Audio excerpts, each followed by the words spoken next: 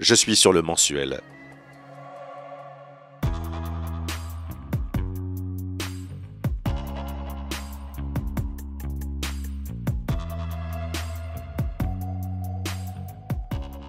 J'avais lu dans les forêts de Sibérie, j'avais lu celui-ci. J'avais une journée vraiment à tuer, et pour le coup, j'avais vu ce petit livre. Je me suis dit, tiens, je vais me le faire celui-là, et je l'ai pas lâché. Je l'ai posté dans la foulée, ce qui m'arrive assez rarement. Je l'ai posté avec un petit personnage qui marchait, et 15 jours après, Denis Imbert m'appelle en me disant, écoute, c'est marrant, tu viens de poster ce livre, on vient de faire l'adaptation, est-ce que tu veux le lire? Ah, je dis, ouais, pourquoi pas. Puis j'ai rencontré Sylvain, on en a parlé, on a parlé de tout ça, de l'adaptation, de ce qu'on pouvait faire, comme on la voyait.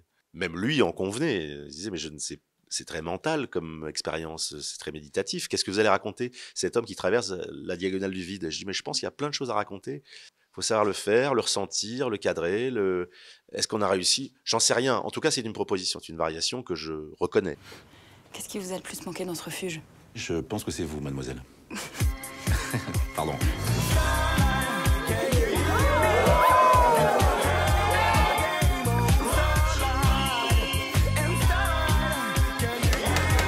Allez, Jacques, un dernier verre! Oh, c'est malin. Pierre! Non, non! Pierre! Pierre! J'étais tombé du rebord de la nuit. M'étais écrasé sur la terre. Il avait suffi de 8 mètres pour me briser les côtes, les vertèbres, le crâne. Et pour le coup, c'est vraiment l'histoire de Sylvain Tesson, mais c'est évidemment une variation. C'est pas lui, je présente mon personnage. Il y a une frustration, d'abord, parce qu'on n'a pas traversé les 1300 km. J'ai loupé forcément des choses, j'en voulais plus. J'ai traversé en voiture, j'ai vu des très jolies choses, j'ai rencontré des très jolis gens, mais il y a une petite frustration. On se dit, tiens, je la ferais bien cette diagonale, mais dans l'autre sens maintenant. Il y a une petite même addiction, j'allais dire, au chemin. Quand on est dans la vallée des merveilles, quand on est dans le plomb de Cantal, on se dit c'est la France, ça, on dirait la Patagonie. Enfin, il y a plein de choses qu'on ne connaît pas, qu'on n'a pas vues. Donc ça me donne très envie d'y retourner. J'espère juste que ça va faire, enfin en tout cas de ce que les gens ressentent à l'issue de la projection, ils ont envie d'emboîter le pas, de prendre des bâtons, se barrer et se laisser emporter par les silences que la vie peut offrir aussi. Dans ce film, je crois que les silences, les vides sont aussi importants que les pleins. Il y a ce qu'on dit, les gens qu'on rencontre, et puis il y a tous ces moments. Alors, où on se laisse entraîner par ce genre de choses, où on est vite gonflé et on sort de la salle. Moi, je peux pas leur dire venez. Mais je crois que c'est une bonne ordonnance. C'est un bon, pas un médicament, mais une bonne ordonnance, 1h29 pour se sentir peut-être plus apaisé et aller rechercher des choses dans son disque dur.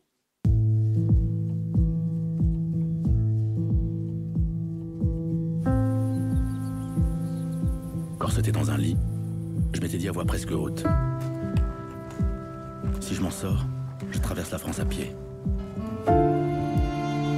Si je réussissais ma traversée, j'obtiendrais réparation. Je vais partir du sud-est, en direction de la Manche, jusqu'à la mer. Pierre, c'est de la folie, t'en as conscience. Oui, mais si je pars pas, je pète les plombs. T'as plus de 1000 bornes, là. 1003. Selon la séquence, selon la scène. Je suivais parfois les conseils aussi de Arnaud Humann qui était avec nous, qui est l'acolyte en fait, j'allais dire l'alcoolique, l'acolyte de Sylvain Tesson. Il part souvent avec lui et donc il témoignait aussi, qui pouvait me dire là, ce jour-là, je t'avoue, quand il est sur la montagne de Lure, il pète un bâton, il en peut plus. Il en a marre de ce physique, il en a marre, il est encombré de lui-même, enfin Et après le montage fait que ça devient un film, hein, mais c'est vrai que tant qu'il n'est pas monté, on ne sait pas, donc on fait des images, on ressent des choses, on sait à peu près où on va. J'essayais pas d'intellectualiser mon physique, j'essayais juste de ressentir, j'ai une douleur, quand est-ce que j'ai mal comme ça, quand j'ai mal, je gueule très fort, ok, donc je tape, ok, il faut que je tape, il faut bien que je libère au moins tout ça. Et puis l'isolement, parfois, dans mon esprit en tout cas, m'a fait du bien aussi, parfois de m'écarter un peu de l'équipe quand je tourne, pour essayer de retrouver des silences, des temps à moi, des insolences de temps en fait, quoi. On se dit putain là je prends vraiment du temps, quoi, parce qu'on est dans un espèce d'algorithme effréné de plateforme où il faut absolument remplir tous les vides. On voit tous les mecs à la télé n'arrêtent pas de faire les cons, tout le monde essaie on n'est plus dans du rire, on est dans une espèce de ricanement et se dire en gros, c'est là où il fait du bien d'ailleurs Sylvain Tesson, c'est que je pense qu'il vit par procuration tout ce qu'on a envie de vivre et qu'on ne peut pas s'offrir. Parce que le schéma social nous dit en gros, ou la société, ou votre éducation, ou dit oui, il faut se marier, il faut faire ci, il faut faire ça. Il y a d'autres choses à faire que de penser à soi, se barrer tout seul. Le luxe, c'est génial, mais c'est impossible. Donc on le vit, on le lit, et on adore Sylvain pour ça. J'étais très heureux de vivre ça aussi. C'est le luxe de mon métier, c'est de me prendre pour un autre de temps en temps. D'être en vacances de moi, en tout cas. Les gens qui s'installent ici, ils veulent du haut débit avant même de savoir s'il y a une école ou une crèche.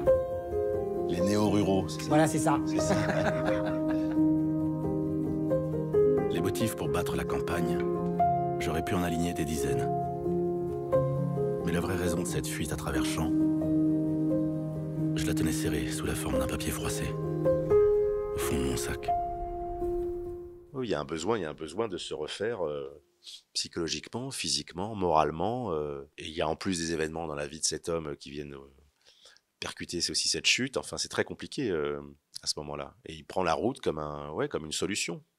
Comme la seule d'ailleurs. S'il n'y a pas ça, il reste immobile et je dis pas qu'il meurt, mais c'est plus compliqué. On part toujours un peu avec ses problèmes. Je pense qu'il est parti aussi avec ses problèmes. Mais il avait besoin de les jeter, ça sert à ça, sur 1300 km, en se disant, je vais en jeter un petit peu dans le Mercantour, je vais en jeter un petit peu dans le Cantal, je vais en jeter un petit peu jusqu'à la Hague, jusqu'à la mer, où là, on se dit éventuellement, là, ça y est, j'ai enfin tiré la chasse. Ça va un peu mieux. Je me suis libéré de moi-même, de toutes mes prisons. Je suppose que ça sert à ça. Enfin, moi, je le ferai aussi dans ce sens-là. Ça doit servir à ça. Alléger le sac. C'est très bizarre de prétendre d'un coup que ce trajet, ou du moins ce moment qu'on a vécu avec soi, avec une équipe, avec Sylvain Tesson, avec une narration, que d'un coup ça puisse intéresser des gens. C'est un pari hein, à chaque fois. Hein. On se dit, est-ce que ces chemins, vous allez les prendre avec nous? Est-ce que vous aurez envie d'avoir quelque chose comme ça d'un peu lent et méditatif, qui ne ressemble absolument pas à l'époque? C'est un nouveau pari. Je trouve ça, moi, très apaisant en tant qu'acteur. Et comme à chaque fois, ce sont des films que j'ai envie de faire, que j'ai envie de voir, donc en tant que spectateur, donc je me donne les moyens de les faire.